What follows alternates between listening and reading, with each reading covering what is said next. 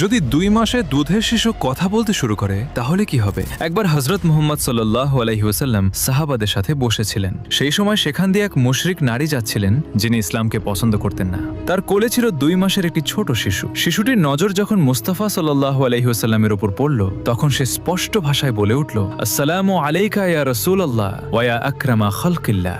মা যখন শুনলেন তার দুধের শিশু কথা বলছে, তখন তিনি বিস্মিত হয়ে গেলেন। তিনি জিজ্ঞেস করলেন, বাবা, তোমাকে কথা বলা কে শিখিয়েছে? আর তুমি কিভাবে জানলে যে ইনি আল্লাহর রাসূল? তখন শিশুটি উত্তর দিলে, মা, আমাকে সেই আল্লাহ কথা বলা শিখিয়েছেন যিনি সমস্ত মানুষকে শিক্ষা দিয়েছেন। আর মা, দেখো, আমার মাথার ওপর হযরত জিবরাইল আলাইহিস সালাম দাঁড়িয়ে আছেন। তিনি আমাকে বলছেন যে ইনি আল্লাহর রাসূল। মা যখন এই মুজিজা দেখলেন, তখন তিনি সঙ্গে সঙ্গে কালেমা পড়ে মুসলমান হয়ে গেলেন এবং ইসলামে দাখিল হলেন। যদি 2 মাসে দুধের শিশু কথা বলতে শুরু করে তাহলে কি হবে? একবার হযরত মুহাম্মদ সাল্লাল্লাহু আলাইহি ওয়াসাল্লাম সাহাবাদের সাথে বসেছিলেন। সেই সময়